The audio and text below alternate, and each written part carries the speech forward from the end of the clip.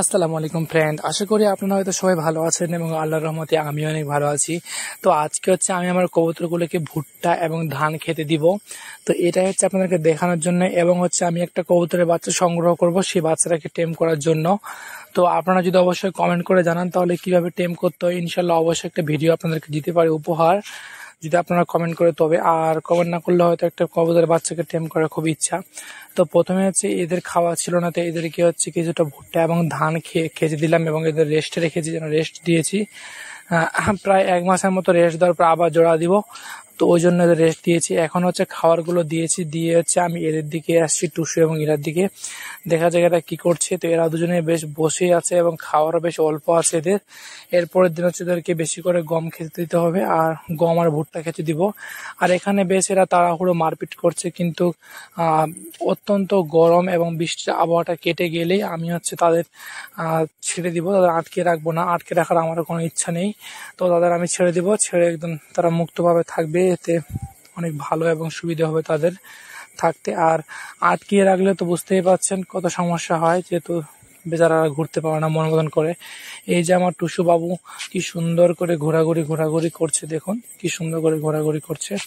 এবং ইরাবতী ডিমে তা দিচ্ছে, আর এরা খাঁচায় থেকে আমার মনটা অনেক কষ্ট লাগতেছে। তো কবুতরের বাচ্চাকে কিভাবে টেম করানো হয় এবং কিভাবে টেম করবেন, কিরকম বয়সের বাচ্চা, সবকিছু নিয়ে একটা ইনশাল্লাহ ভিডিও আপনাদের দেওয়ার চেষ্টা করব। আর অত্যন্ত গরম, বৃষ্টি হচ্ছে তবুও অত্যন্ত গরম, আর এরা এখান থেকে বার হওয়ার জন্য একদম বেচারারা ছটপট করছে। তো খুব শীঘ্রই তাদের ছেড়ে দিতে চাই। আর এই যে আমার মাদিটা কি সুন্দর ডাকাডাকি করছে, সে ডিম দেওয়ার জন্য প্রস্তুত। যদি তাকে জোড়া দেওয়া যায় 10-12 দিনের মধ্যে ডিম দিবে, কিন্তু না, যেদিন থেকে আমি এনেছি, যার কাছ থেকে এনেছি, আমি বুঝতে পেরেছি যে যার কাছ থেকে নিয়ে আসা হয়েছে ওর ওখানে অনেকবার হয়তো ডিম দিয়েছিল, ওই জন্য তাদের ডিমের বাচ্চা এবং ডিমগুলো ঠিকঠাক হয় না। ওই জন্য আমি ভাবছি তাদের 1 মাস, পাক্কা 1 মাস তাদের রেস্ট দিব, দুজনকে রেস্ট দেওয়ার পর তারপর জোড়া দেবো ইনশাল্লাহ। তারপর ভালো কিছু আশা করা যায়। আর এদেরকেও দেখা যায় এবার ডিমগুলো ফুটছে কি ফুটে না, হলে এদেরকেও রেস্ট দিব। আর একটা দুটো করতে করতে মাশাআল্লাহ আমার কতগুলো কবুতর হয়ে গেছে, এজন্য অনেক আমি খুশি।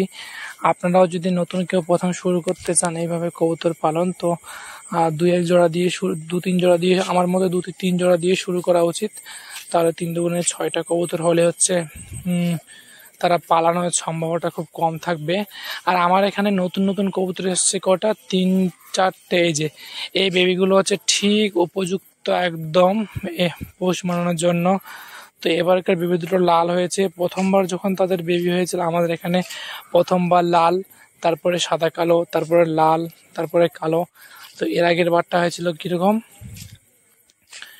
এর আগের বার দুটো সাদা হয়েছিল, দুটো মরে গেছে। এই যে এই বেবিটাকে আমি টেম করাতে চাইছি। তো বেবিটা বেশ অনেক হেল্পফুল, আর এর সঙ্গে আরেকজন ছিল, সে বেচারা নেই, দুনিয়া ছেড়ে চলে গেছে।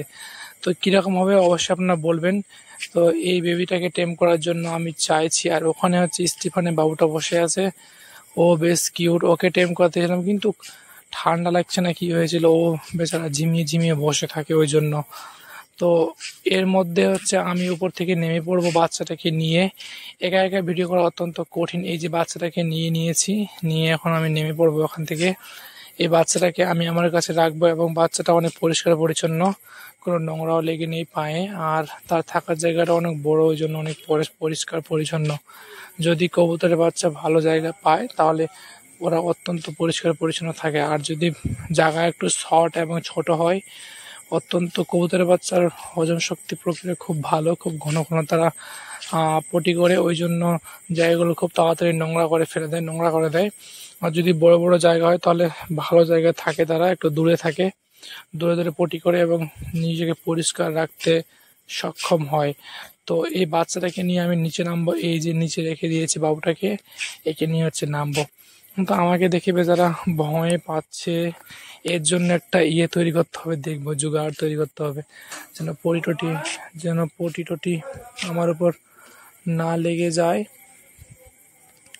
ওই জন্য একটা তৈরি করতে হবে। আর কেমন হবে অবশ্যই আপনারা কমেন্ট করে জানাবেন টেম করার জন্য।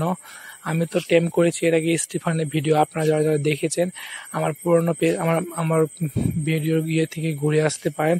সেখানে ওই স্টিফানকে কিভাবে টেম করিয়েছি, কিভাবে হাতে আসছিল সম্পূর্ণ ভিডিও দেওয়া হয়েছে ওখানে এবং